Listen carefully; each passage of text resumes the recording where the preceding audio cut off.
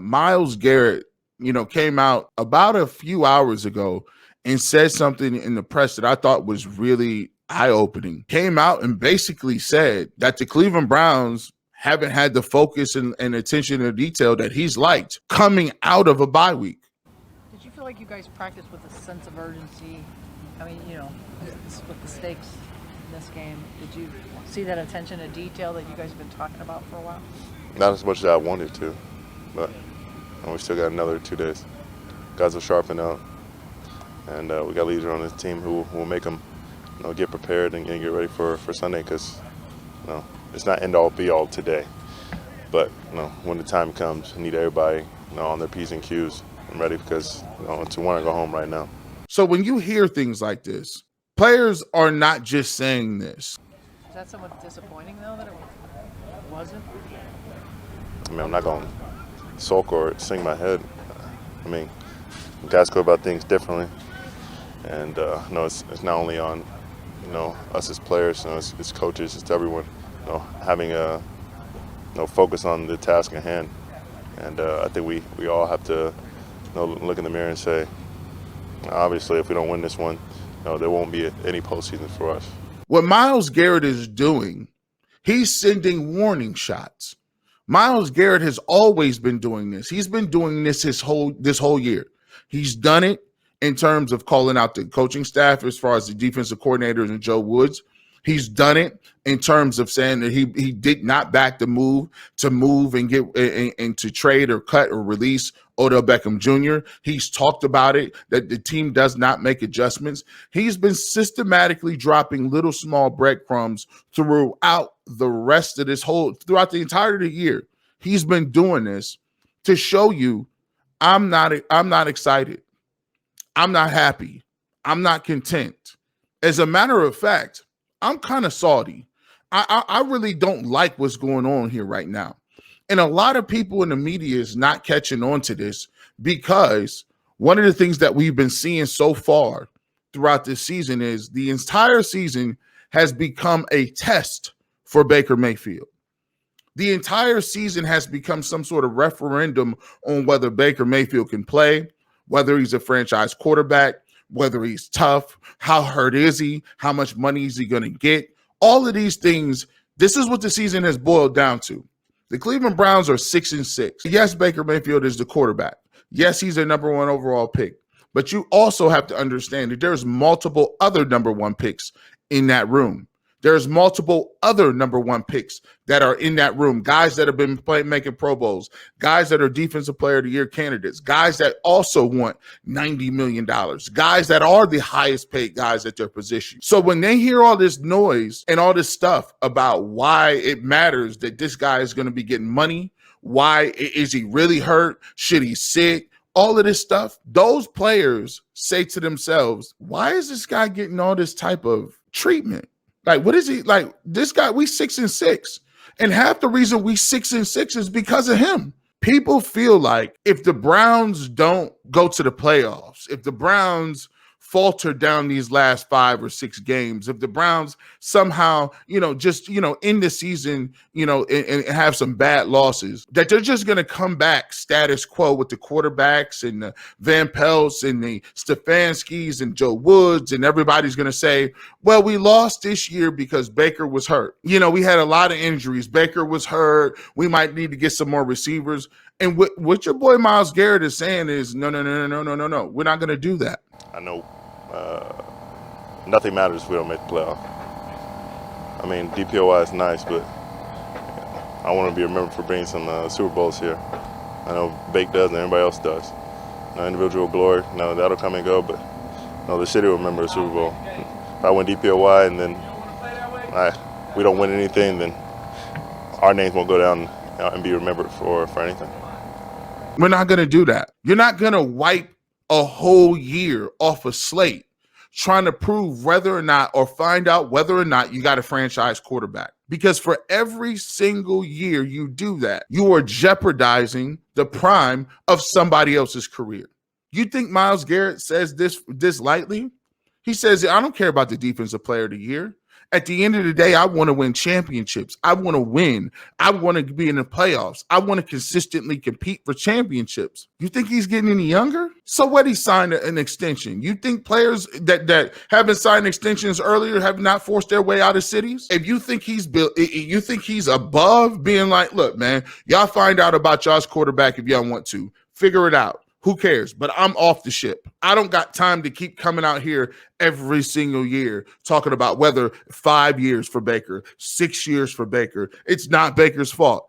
The thought process and a lot of these guys, and no one's going to tell you this, a lot of these guys in the locker room are like, either we're going to win and we're going to put all our eggs in one basket, and the coaching staff, the organization is going to do everything they can to make me a champion and get us where we need to go to be a championship organization, and everybody pull their own weight. Or I need to go somewhere else and find out where I need to be. Because you got to look up. Myles Garrett, 25, he'll be 26. People want to say, well, this was a bad year by Baker. Give him another year. Now Myles Garrett is 27. You can't sacrifice somebody else's career just to find out whether or not this guy is good. That's not the way the game works, because all of these guys are one injury away. These guys aren't playing the position of quarterback. Quarterbacks traditionally don't have injuries that are career ending in one hit. The rules are set up to where you can't hit them low. You can't hit them high. You can't hit them illegal hands to the face. You can't hit them after a step. You can't tackle them and put all of your weight on them. You can't do anything to a quarterback.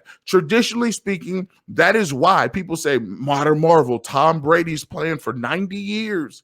No, Tom Brady's playing for 90 years. He's going to be 50 playing. It's because the rules say you can't hit Tom Brady. You can't hit a quarterback outside the tackle box. You can't do anything to him. So when you got the rules placed on you that you can do certain things and then the other individuals can't, the other individuals, the cornerbacks, the receivers, the offensive linemen, the defensive linemen, the linebackers, those guys are not going to sit around and wait. And the only thing that you're thinking about is, oh, Myles Garrett will be fine. It's ups and downs and losing. He'll be fine until he's not. Oh, yeah, Nick Chubb is cool. Kareem Hunt, he'll be here forever. Chubb is here forever. We got receiver. Those guys, Batonio, Treader, those guys. You know our offensive linemen, they're over 30. I'm not about to sit around here and take L's for the next 3 years until y'all figure out whether or not you got the guts to go get another quarterback or not. And he's just letting you know. Stefanski's lost a large group of vets because there's no way that somebody should be saying this off a bye week. This is like, you've been gone for like 5 to 7 days. You ain't even been here. Like, you've been off in Arizona. You've been off in different other places. And usually a bye week gets people's mind off the game. It regenerates them. They spend time with their family, maybe hang out with their kids. Maybe, some of the bumps and bruises go away because they're getting treatment. They're not tackling people. They go to warm weather cities. They kind of forget about some of the stuff that was plaguing them, a couple of weeks ago. Now, all of a sudden, guess what? You come right back and be like, yeah, man, I don't like to focus these last couple of days. You like, well, what the heck was y'all doing? Why wouldn't you not be focused? And that just goes to show you that's not a knock about the players. When you say they're not focused, the general gets you focused. The general motivates you. The general, the leader of men, is the person he deals with the emotional aspects of the game. When you're talking about the great generals, when you're talking about Hannibal, when you're talking about Caesar, when you talk about Patton, when you talk about some of the great, even Pompey, he was a great general. When you talk about Alexander the Great, when you talk about some of the great generals, they not only knew X's and O's, they were not only great tacticians in the field of battle, they were not only great strategists. They not only could make adjustments on the fly under life and death circumstances. Let me move my flank over here. Up my infantry and cavalry, where I'm going to put them at, where I put my archers at. These are all things that are important. But the most important thing that these generals did was they always had the pulse of the morale of their troops. They always understood that there were certain things that they had to do in order to keep people buying into them as a leader. As a leader, you have to have conviction when you speak. You got to understand that. And one of the things that Kevin Stefanski, when he comes in these press conferences and he's taking these L's like this does not project that you have a solution to the problem. This doesn't project you coming from a position of power. This does not project to your soldiers, yes, we took an L today, but I know exactly what we're going to do, how we're going to fix it. And then next week, we're going to make sure that this never happens again. Does this sound like a guy that you think knows what the issue is? Credit to Baltimore. They did a good job. They got, they beat us, and then we got to get to this bye week and fix some things, get healthy, unplug for a minute, and then we got Baltimore again in a stretch run. Does that sound like a general that understands why his team, why his soldiers are taking L's on a weekly basis? Yeah, it's frustrating. It is very frustrating to not score enough, and it's always a combination of things. It's staying on the field on third down. It's trying to run the ball effectively, get into the red zone, all those things. But we're just not doing a good enough job, and that starts with me. Does that seem like a general, a leader, a coach that understands that this is something that I need to get my head around? I need to speak concisely. I need to speak in a way that I project power, and that this is not acceptable? I think they played how they play. That's certainly how they play, and we just didn't run it efficiently enough. It felt like we did, Tony. I think ended up with 17 rushes there, not for a great average, but we just didn't do anything well enough. No, it doesn't. I would tell you, our run game has been very good, and we've run against a lot, loaded boxes like that. So I think as a run offense, we expect to do better than that, and we'll look at how we can. You say the same thing over and over again. Well, I think we all are very frustrated. It stings. Some really good things. I thought, the defense taking the ball away 4 times, but then we get no points off of it. So, bottom line is we'll come in and we'll look at it, we'll learn from it, and then we got to get ready for a stretch run. So then you got players who smell the blood in the water. They look around like, bro, this dude, that plan don't even sound that great. Now juxtapose what Stefanski does to what Mike Tomlin did and losing on a nationally televised game to the Minnesota Vikings. Just to be blunt, man, we're getting handled up front on both sides of the ball, and that makes it difficult. It makes it difficult to do what we desire to do. It makes it difficult to maintain balance. It makes it difficult to dictate to our opponents, what happens or what happens next. And do you see the difference in the directness? We're not good in that area. We were JV again tonight, and I'm talking about up front on both sides. We lost the battle in the line of scrimmages, and that's football. We make no excuse.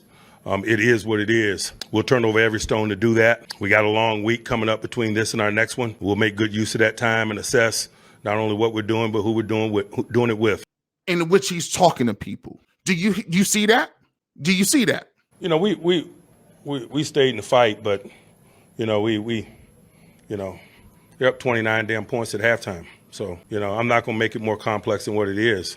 Football is a complex yet simple game. You got to whoop blocks, you got to make tackles, you got to sustain blocks.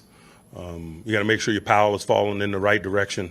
We're not doing those things. We're not doing those things nearly consistently enough to hang our hat and find the type of footing to have consistency in performance. To be a general, you must have conviction, and you must convey conviction when you speak in a win or a loss. Man, we're not whooping enough tail, We're not striking enough. We're not making the power fall the right direction enough. And so I'd be remiss. I'd be doing that group a disservice if I didn't look at all options. In that loss, listen to the way Mike Tomlin talks about it. The coach hadn't made a play, sustained a block, made a tackle, and I know I hadn't in a long time. Listen to the way he never wavers. He says it's not good enough, and he calls names names. We will not be bashful about turning the stones over. And he calls names names. You got to. Sometimes people thinking like, oh, you can't call people out. You can't call people out in the media. That's a bad thing. You guys must not be understanding the great generals and the great motivators in the history of this world. Alexander the Great, one of the greatest conquerors in the history of mankind, has put together some of the greatest speeches, some of the greatest moving speeches that has ever been seen in the world. One of his best speeches talks about him coming home after he's conquered most of the known world, and he was going to retire some of his well-known legions.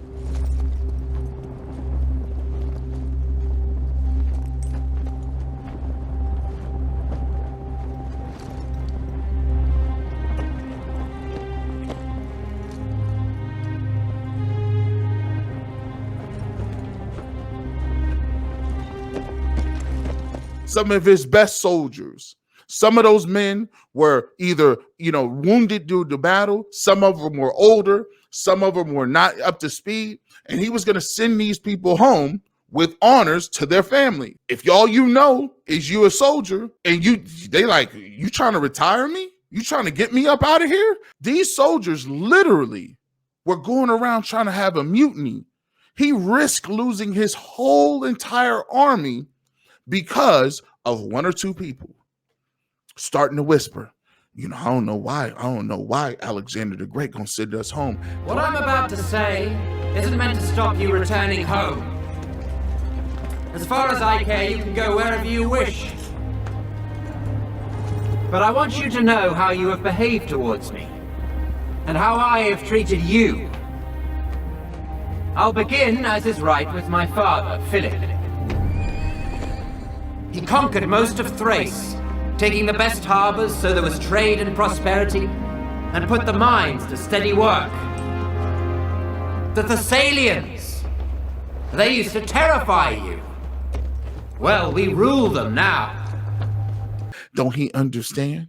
He understand that I was one of the ones with him from the beginning. Then he was declared supreme commander of all the Greeks for the campaign against the Persians. An honor not just for himself, but for all Macedonians. This is what my father Philip did for you. I was one of the ones doing that over here. I don't know why he wanted to send us home. Great enough on its own, but small compared to what you've gained from me.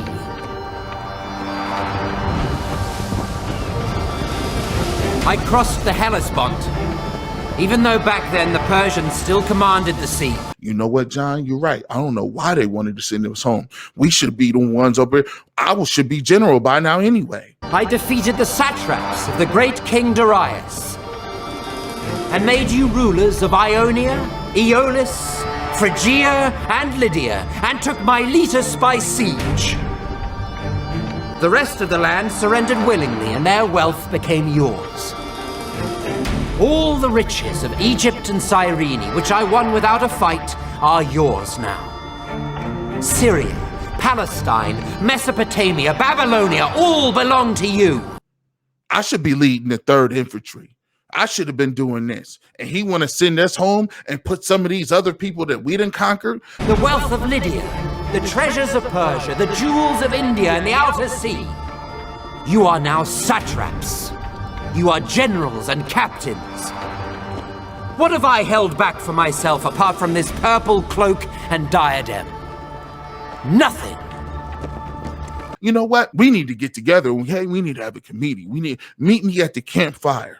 Meet me at the campfire. We're going to get some of these veterans together. No man can point to my riches. Only the things I hold in trust for you all. And what would I do with them anyway?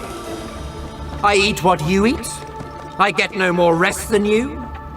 Many times I have spent the night on watch so that you could sleep soundly. Who among you believes he's worked harder for me than I have for him? Come on. If you've got scars, strip and show them to me. I'll show you mine. There isn't one part of my body, the front at least, that doesn't bear a wound. My body's covered in scars from every weapon you can think of. Swords, arrows, stones, clubs. But Alexander knew one thing. Coaches must inspire to keep the morale high, and you not only have to understand tactics, but you got to be a motivator. All for the sake of your lives, your glory, and your wealth. And yet here I still am, leading you, as conqueror of land and sea, rivers, mountains, and the plains. We've celebrated our weddings together. Many of your children will be cousins of my own. And Alexander, in front of his whole army, together, goes on one of the most epic rants of all time. I've paid off your debts without asking how you got them, even though you're paid well enough and pillage every city we take. Many of you wear golden crowns, badges of courage and honor given you by me. Any one of us who was killed, who met a glorious end, we buried with full honors. Many now stand immortalized by bronze statues in Macedonia. Their families are honored and pay no taxes. Under my command, not one man has been killed fleeing the enemy. He's telling these dudes, when I met you, matter of fact, before I met you, my daddy put y'all on. Y'all was getting bullied by the neighbors up north. And now I wanted to send back some of you who've been wounded or crippled, or have grown old, to be welcomed back home as heroes. But since you all wish to go, then all of you, go! Go home and tell them that your king, Alexander, conqueror of the Persians, Medes, Bactrians, and Scythians, who now rules over the Parthians, Chorasmians, and Hyrcanians as far as the Caspian Sea, who's marched over the mountains of the Hindu Kush, crossed the Oxus and Tanais rivers, even the Indus, first to cross it since Dionysus himself. I would have crossed the Hyphasis too if you hadn't cowered in fear. Sound familiar? Kevin Stefanski, you supposed to be telling cats, before I came here, before I got here, you was losing to the Steelers. You was getting the brakes beat off of y'all by the Steelers before I got here. Y'all forgot? Who sailed into the great sea from the mouth of the Indus. Who crossed the desert of Gadrosia, where no one had ever led an army. Who took Carmenia, while my fleet sailed the Persian Gulf. When you get home, you tell them that when you made it back to Susa, you abandoned him and went home, leaving him under the protection of the foreigners you'd conquered. Perhaps this report of yours will seem glorious in the eyes of men and worthy in the eyes of the gods. Be gone! We didn't even have to battle for some of these neighboring countries to even give us their loot. They just heard how hard we battled. They just heard how hard we fought. They just heard how many people we had and how fierce our army was. And they just laid down their swords and gave up their territory. You forgot that was me? Every time we see the Bengals, we destroy the Bengals now, but y'all upset. Y'all mad?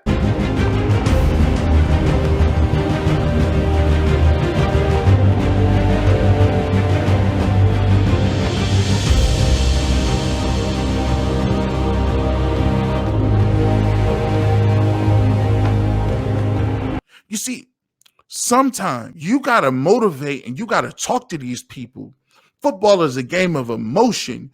You can't see analytics then got involved to a point where we letting a bunch of people into the game. Yeah, you can get in the game, but everybody not going to be as effective. You can get in the game and you could be an analytics guy. You could be a guy that's cool, calm, and collected and all that good stuff. But guess what? Everybody ain't going to be as successful because the great generals like Caesar, the great generals like Hannibal, you know what they did? If it got nitty gritty, They behind their lines. They got their enemy. They got the lines, and they pushing their line forward, and they behind, and they tell them, hold the line. I need you to hold that line. They galloping behind them in that horse, telling them to hold the line, encouraging their troops, making sure none of them young boys that they got, the rookies, desert, making sure when they get nitty gritty, that they don't go breaking the line. They don't go doing nothing stupid. And if it get too tough, generals will jump off that horse. Real generals will jump off that horse, join the line, force their way to the front and say, I'm going to take it from the front. You know what that does?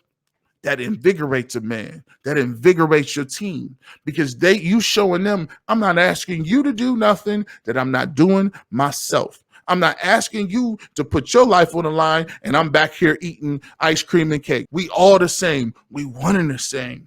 And that's powerful, but it doesn't matter if you don't verbalize it.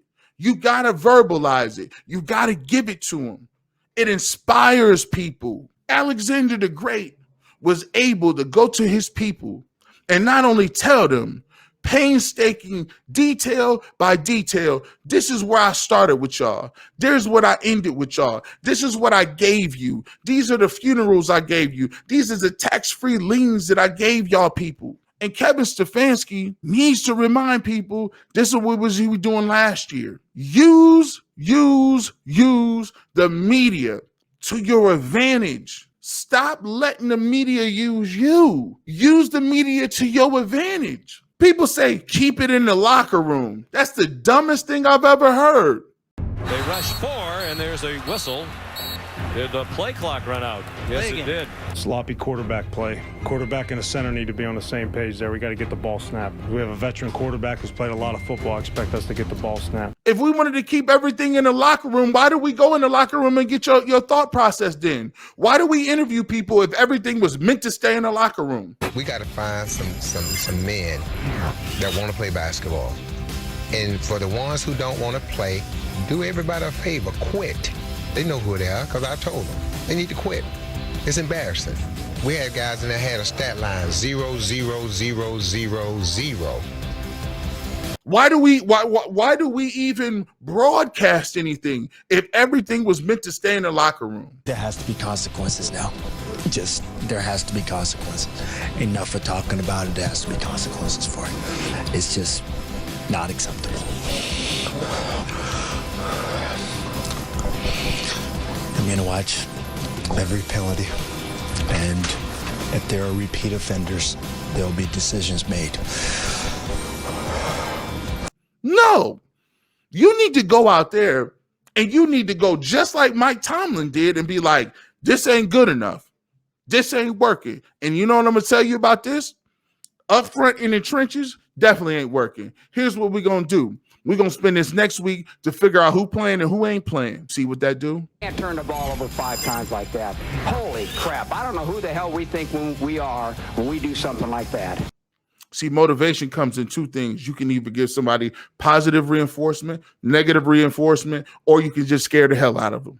And when your coach come up here and tell you, hey, we're going to take the next week because we got a long week and we're going to figure the hell out who going to be with us and who against us. I guarantee all that whispering stop. I would rather play with 10 people and just get penalized all the way until we got to do something else, rather than play with 11 when I know that right now that person is not sold out to be a part of this team.